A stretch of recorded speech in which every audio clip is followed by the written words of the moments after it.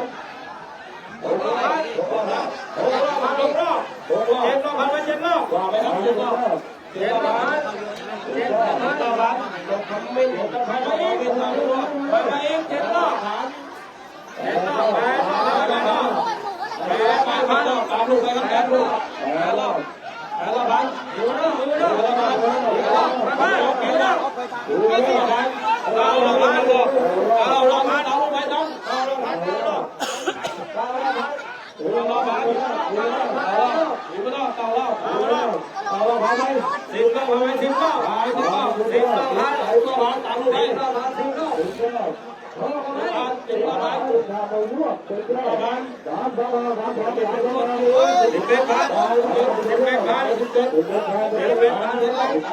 น11 พัน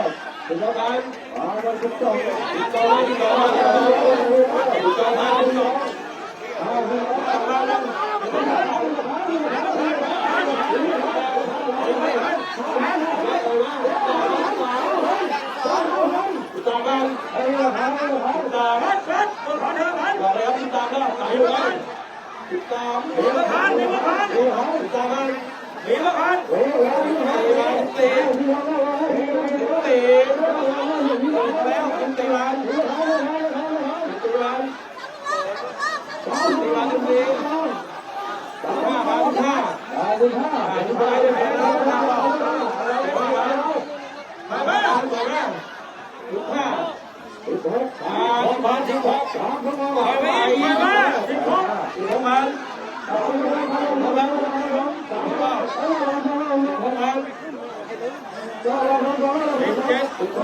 17มา18